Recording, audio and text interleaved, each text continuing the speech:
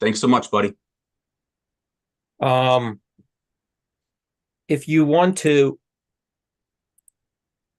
uh download, like say, so when you're talking about bullish ideas, like let's say credit put spread, within here you can use filters to narrow down different trade ideas, and you can use this down level button from here.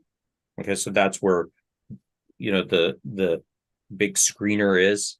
And you could download it from here into your Excel and then use whatever functions in Excel you wish to do further research, or add your own data to it, whatever. But you could just download it from here. That's where you would do it. And of course, you have a lot of functionality in here to narrow it down further. So if Yeah, you want, is there a way he just wants Disney? Is there a way to just do a stock? so let's just say you wanted to type in DIS. Disney, you could just do DIS in here. And then, let's say you wanted to do next 30 days. So these would be all the expirations next 30 days. So you have all these different combinations of credit put spreads, bullish put spreads with these statistics.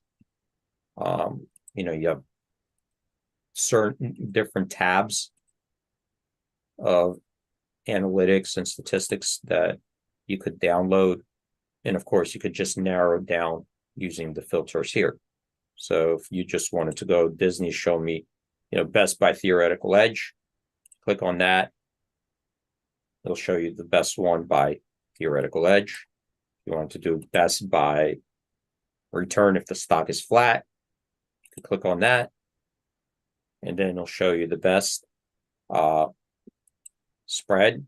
Right. So these are the May 10th, 112, 110 put spreads. If the stock sits here or goes higher, this will return 73%.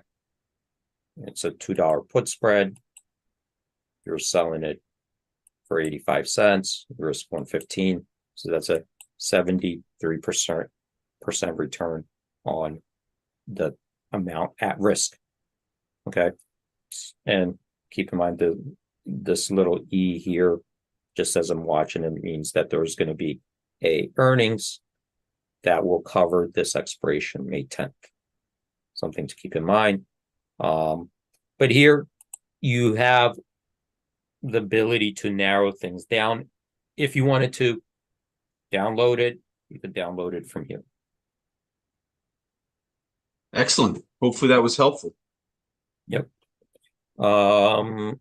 Yes, if there are no other questions, I'll move on. Will, let me know if there's like a follow-up to that.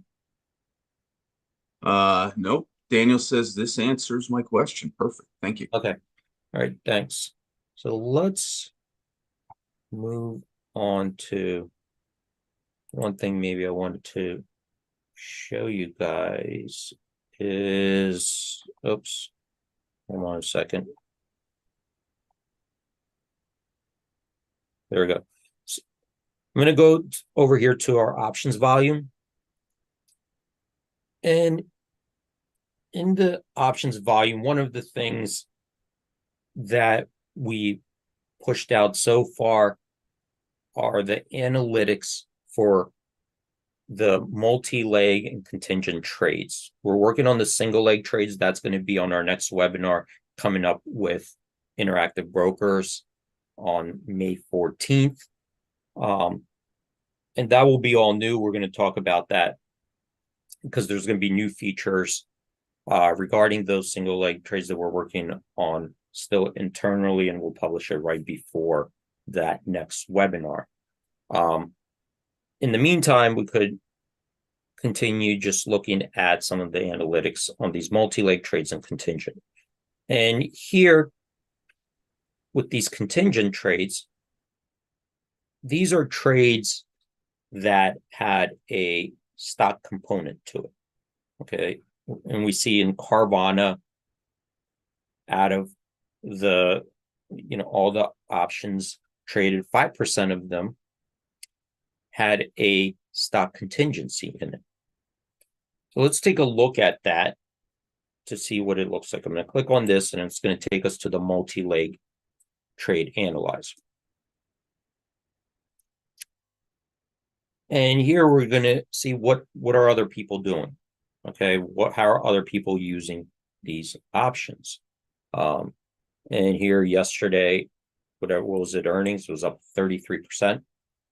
I'm going to scroll down here, and this is here our multi-leg trade analyzer. It looks at all the trades in the options, and it buckets those that have that are tagged multi-leg, like a spread or butterfly, and those options that also have a stock component, which is a stock contingent. And it takes that data, analyzes it, and then creates this report of this is what most likely happened. All right, because if you go to the multi-leg, if you go look at the time in sales, it doesn't tell you this was a call spread, this was a put spread. It just tells you like these calls traded, these puts traded, but they're part of a multi-leg trade. And you would have to stitch it all together. Now, when we look at the multi-leg trades, these are the top 5 multi-leg trades by the number of option contracts. And you could tab over here to go to the next ones, or you could filter them out using this report. But looking at the top 5 multi-leg trades, you could see that this one over here from 11/21/31 put with a delta hedge. In other words, there's a put trade, and it had 190,000 shares of stock tied to that trade. All right. And what we want to do is, let me just close this for a second to expand it. So let's take a look at that and try to figure out, well, what do we think happened here? It's 10,000 contracts all in one trade. Okay, this is telling us in one trade, 10,000 contracts. They're in the AUG 90 put, which has 106 trading days to expiration. So this DT is days to expiration. It has some time to go, right? This is not, it's something that's expiring next week or the week after. It has some time to go. This is a longer dated option. And this indicator is telling us that this looks like a brand new position that somebody established yesterday. That's what the indicator's telling us. The options trade happened at $7.50. The market was $7.50, $7.75, with the stock at $119.06. Let me just see, so you could see it's closer to where it's trading the pre-market than where it ended up. I'm going to open it for details. Okay, once we open it, these are the details regarding this trade. Yesterday, the market in the puts was 820, 845. So that means that the value of that put increased. If you sold it for $7.50 and the bid and offer at the end of the day is $8.20, $8.45, obviously the put is worth more. So on the put side, as a seller, you would lose, right? Because now it's worth more than you sold it for. But remember, this was a hedged position. So let's just come down here. And you can see here, this is the trade, 750. I'm going to open this up first. Here, this is where the put went out. 820, 845. You can see the bid, 820, ask 845. This is the implied volatility, 869. Implied volatility, 882. And the open interest in the morning yesterday was 377 contracts, which is much less than the 10,000 options that traded. Now, the open interest this morning, this is the next day, so we're following it from the day of the trade to the next day to see how the open interest changed. The open interest this morning, once the OCC did their reconciliation, told us here's the new open interest, was 10,520, which means it increased by 10,143. So given that this volume was 10,000, and given how much the open interest increased, that looks like a new position was established and it stayed committed. It's still there. Right now we know there's a position out there, and we could evaluate even what the position is at this point. Right. So now what we're doing is analyzing traders, how they're positioning themselves. Now, let's go back. We're going to keep that in mind. And here we have another indicator, and we know that it traded at 750, meaning that on just by price alone, the price increased. So obviously, if you're just a seller of the put and did nothing, it would have been a loser. The other thing we see is that the average weighted implied volatility, this is the average weighted implied volatility, was 85.9. So at the time of this trade, when this traded, the implied volatility of that trade was 85.9. But we could see that at the end of the day, the bid was 86.9 for the IV. The ask was 88.2. So the implied volatility also increased. Okay, so meaning even if it was hedged, even if it was perfectly hedged, and he was able to offset the delta risk, he was able to offset the loss in the put option by making it back up on his short stock, implied volatility still ticked up.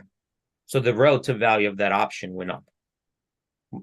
The idea there is, if you're hedging your position, right? If you're hedging your option with a stock hedge, here's a trade, you're offsetting the directional risk. And what you're trying to do is isolate that position to the implied volatility, your gamma and theta and rho. So you're taking away the delta risk by hedging. That's the Greek that you're hedging away. So let's take a look at the details of this trade here. See here at 11/21, we see August 16th put, the 90 put, 10,000 contracts traded for $7.50. The bid was 750, offer 775, traded on the bid, implied vol 85.9. This is a delta of 19. So you could see here, the option had a delta of 19, which means that the total delta of that trade was 190,000. Okay, so the person who bought a put would be short 190,000 delta, because if you're a buyer of a put, right, you have short delta. You want the stock to go down, so you're short 190,000. So to hedge that delta, you have to buy 190,000. The seller of the put, you're long delta, right? You want the stock to go up, but if it goes down, so your long delta, you have to short 190,000 shares of stock. So we could see here that we picked up that 190,000 shares of stock traded for 120.13. Okay, that there was a contingent trade that we found, so we attached it to this particular trade. And here we could see. Let me just see where the. So this part is interesting. Is that at this time it was 119.06. There was a dollar. So it didn't. So what I'm looking at is wherever they put up that contingent trade, traded at a different price of where the stock was at that time. Right. So this was a negotiated trade. So that's something to consider here. But let's just keep analyzing it from the perspective of if it was done right at that moment. So the idea there is that if you're selling the put, selling stock to hedge your delta, that means you're short implied volatility, right? Because you sold the put, you're short gamma. When I say implied volatility, you're short vega, right? You're short vega. You want the implied volatility to go down, the premium of the option to go down. You're short gamma. You don't want the option to move around a lot because what you want to do is just sit on it and have it decay, right? So you're long theta, short gamma. And as we could see here, that even though the option increased, right, from 750, right, from 750, it went up to 820.